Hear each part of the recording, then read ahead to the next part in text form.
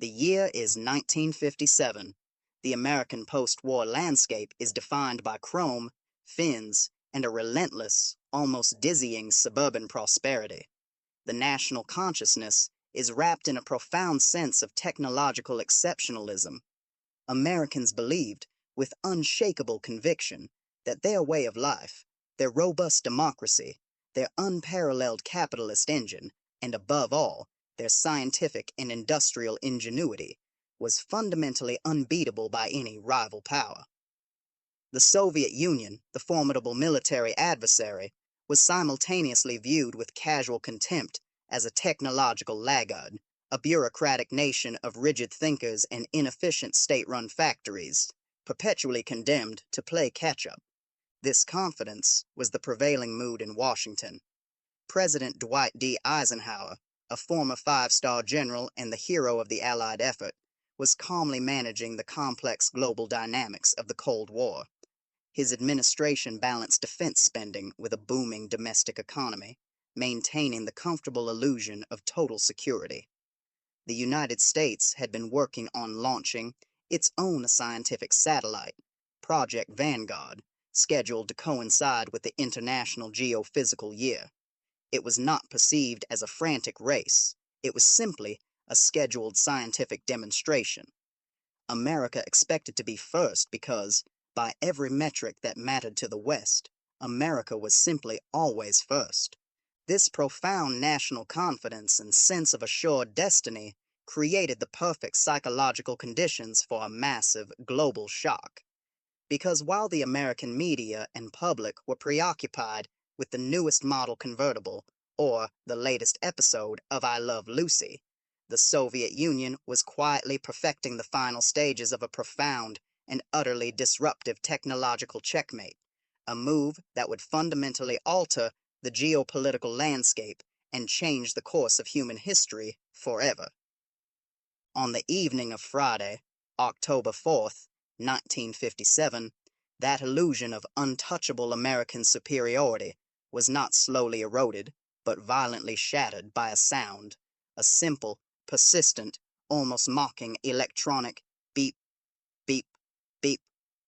The sound came from Sputnik 1, the world's first artificial satellite successfully launched into a low Earth orbit by the Soviet Union from its base in the vast remote region of Kazakhstan.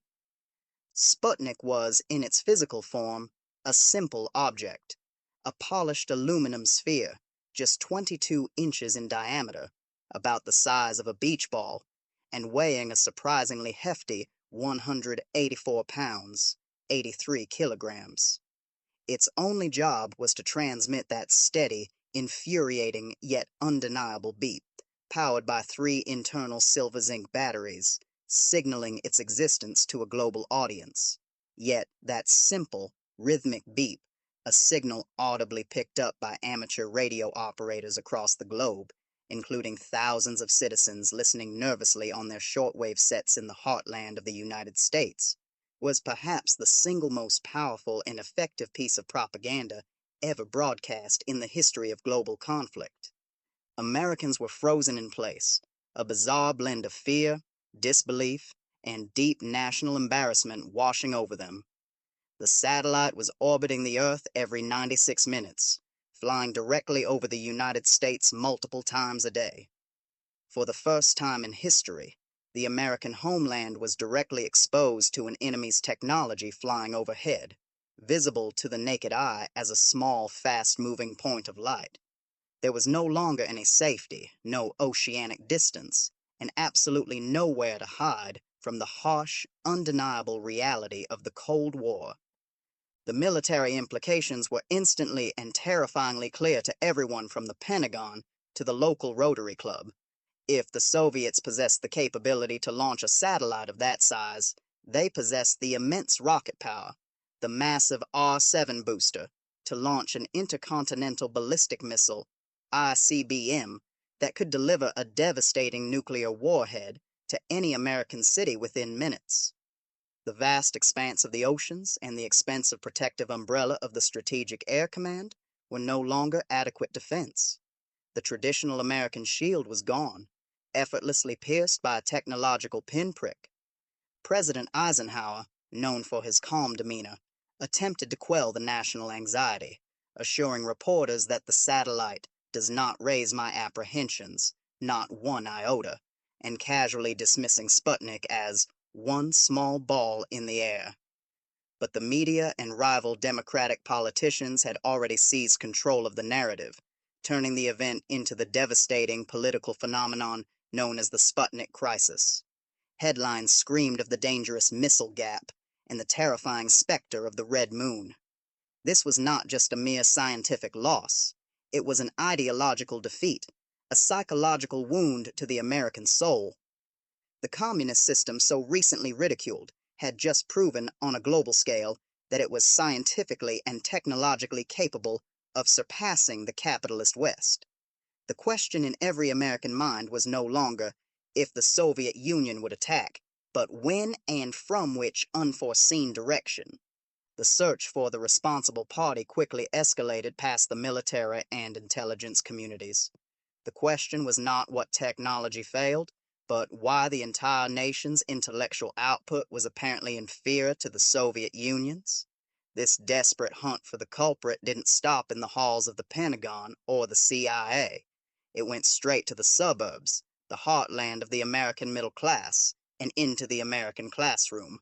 A national consensus quickly formed, propelled by the media and opportunistic politicians. America's educational system was fundamentally failing the nation.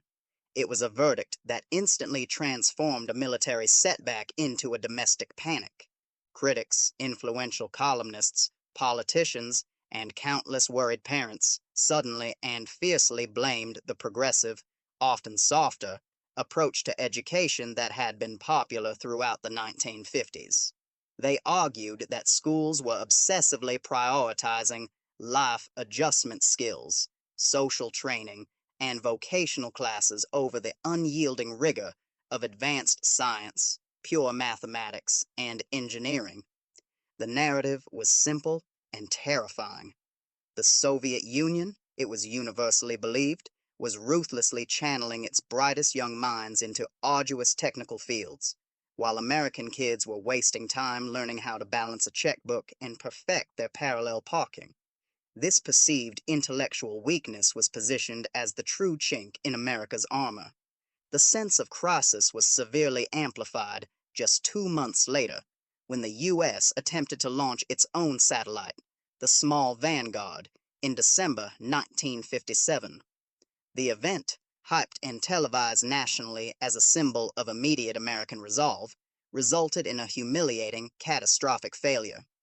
The rocket rose barely 4 feet off the launch pad before sinking back onto the support structure and exploding into a pathetic, smoking mess.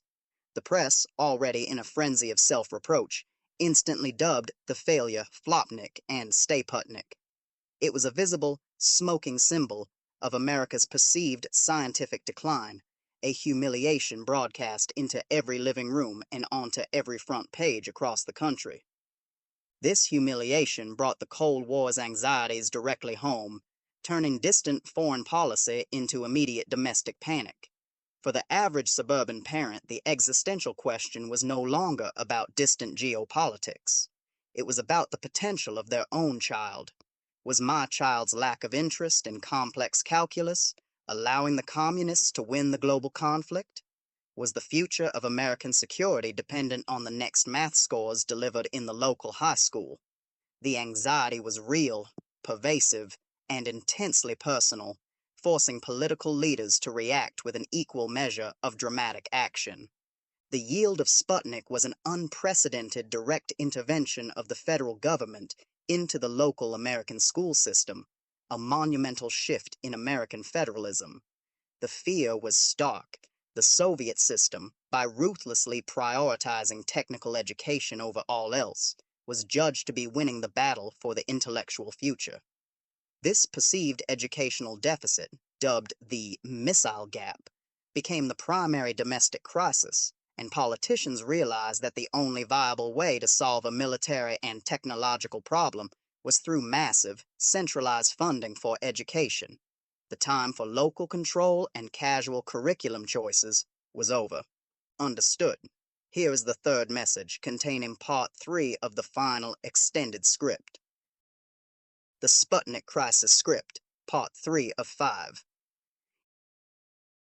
In 1958, less than a year after the launch of Sputnik, Congress responded with decisive and historic action, passing the National Defense Education Act, NDEA. The very name of the legislation, National Defense Education, was a powerful rhetorical tool, explicitly and publicly linking the performance of the American classroom to the nation's military and geopolitical survival. This was not merely an education bill, it was a Cold War Defense Act. The NDEA was a monumental piece of legislation, committing over $1 billion to education over its initial 4-year authorization. This represented a massive and unprecedented federal outlay for what had previously been a strictly local or state concern. For the first time, Washington was dictating educational priorities on a national scale. The act was a psychological mandate, asserting that the nation's security was directly proportional to the intellectual rigor of its science and math curriculum. Crucially, this money was not allocated for increasing general school budgets or raising teacher salaries across the board.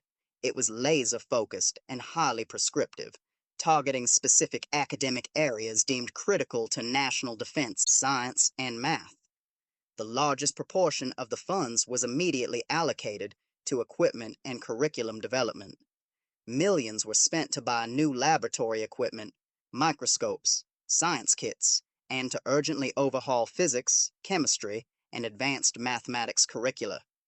Suddenly, every high school in the country needed modern, well-equipped science labs, often built to specifications dictated by federal agencies, foreign languages, substantial funds, established language labs, equipped with the latest reel-to-reel tape recorders, and trained thousands of teachers in rarely taught languages like Russian, Chinese, and Arabic, which were seen as essential for intelligence gathering, espionage, and geopolitical diplomacy. The ability to monitor Soviet broadcasts or communicate effectively in emerging nations was viewed as a matter of immediate military and political survival. Student loans. The NDEA established the National Defense Student Loan, NDSL program, creating a permanent federal precedent for student aid. It offered low-interest federal loans to students who agreed to study STEM, science, technology, engineering, and math, or commit to a career in elementary or secondary teaching. This program, designed to urgently pipeline talent into defense-related fields, laid the immediate and foundational precedent for the entire modern federal student loan system. The NDEA effectively created the gifted and talented G/T programs, now common across the country. The Act funded guidance counseling services designed explicitly to test and identify America's most promising science and math students, pushing them into advanced, accelerated tracks. The goal was stark, militaristic, and clinical. Find the next generation of rocket scientists and engineers before the Soviets did, treating the children as national intellectual resources to be efficiently cultivated and deployed. The system was now designed to reward and accelerate the intellectually elite, with a specific focus on the sciences. Understood. Here is the fourth message, containing part 4 of the final extended script. The Sputnik Crisis Script, part 4 of 5. The pressure exerted by the NDEA was immense, and its effects immediately rippled through the entire educational ecosystem, fundamentally changing the role of the American teacher and student. Teachers, already struggling with exploding class sizes due to the massive post-war baby boom, were suddenly tasked with implementing radical curriculum changes and accelerating the pace of learning. The NDEA provided federal money for summer institutes and advanced training, fundamentally professionalizing the education field and placing its mission squarely within the mandate of national security. The atmosphere in schools was dramatically transformed. Learning Russian was no longer considered an esoteric academic pursuit. It was presented and understood as a vital act of patriotism and military necessity. Science fairs, once charming, low-key local events, rapidly became nationalized contests designed to identify and fast-track future engineers and scientists. The weight of the Cold War was quite literally placed upon the shoulders of American children, who were now openly defined in official policy as defense assets in the struggle against communism. This massive investment in intellectual capacity was directly linked to the political and military sphere, accelerating the formation of the military-industrial complex's educational wing. The NDEA was passed simultaneously with the creation of other key institutions designed to urgently address the technology gap. NASA. The National Aeronautics and Space Administration was created in July 1958, consolidating various military and scientific efforts into a single civilian agency focused on the peaceful and propaganda-heavy exploration of space. Its immediate goal was simple: beat the Soviets to the moon. DARPA. The Defense Advanced Research Projects Agency was founded by the Department of Defense to aggressively pursue cutting-edge, high-risk, high-reward military technology, ensuring America would never again be caught flat-footed by a technological surprise like Sputnik. The creation of these new agencies and the passage of the NDEA together marked the U.S. government's definitive acceptance that the Cold War would be won or lost not merely on traditional battlefields, but in laboratories and university lecture halls. It was an intellectual arms race, where the metric of success was the number of PhDs and advanced engineers produced, not the number of tanks manufactured. The NDEA money rapidly transformed the daily reality of the American school system, particularly in the affluent, expanding suburbs, which could most easily absorb the new resources and equipment. For the first time, local school boards were flooded with federal cash, money they could never have raised locally through property taxes alone. This influx allowed schools to buy technology and resources that were previously unthinkable, closing the resource gap between the best private schools and the expanding public system. Language labs. Classrooms were equipped with elaborate, semi-soundproof booths and reel-to-reel tape recorders, turning language acquisition into a drill-based military-style exercise. The immediate goal was training the next generation of intelligence analysts, diplomats, and spies who could listen to and interpret global discourse. New math. The act spurred radical curriculum reforms, like New Math, which discarded traditional arithmetic methods in favor of abstract concepts, set theory, and rigorous logic. The aim was to teach students why mathematics worked, to instill deep theoretical thinking, not just how to calculate. The method was often confusing and controversial, but it was tolerated because the national mandate insisted it was necessary to beat the Soviets in the abstract realm of scientific thought. College access. The NDSL loan program expanded college enrollment across the entire country. Many students, particularly those from middle-class backgrounds, were able to pursue higher education only because of the availability of these low-cost federal loans, directly tied to the national defense mandate. The psychological consequence of this intense, focused pressure was a profound, visible change in the atmosphere of the typical suburban home. Homework shifted from basic arithmetic to complex algebra and physics problems. The conversation at the dinner table often revolved around science fair projects and college admissions geared strictly toward technical fields. This pervasive academic pressure, justified by the omnipresent threat of the Soviet Union, placed a subtle but enduring strain on the American family unit. The suburban ideal was now defined not just by consumer goods, but by academic achievement as a means of national survival. Here is the fifth and final message, containing Part 5 of the script. The Sputnik Crisis Script. Part 5 of 5. The immediate, tangible successes of the Sputnik shock were dramatic. NASA was established in July 1958. The U.S. ICBM program was rapidly accelerated, and the nation managed to launch its first successful, albeit much smaller satellite, Explorer 1, in January 1958, finally getting a response into orbit. The space race was officially and violently on, replacing the Cold War's diplomatic coldness with a furious technological heat.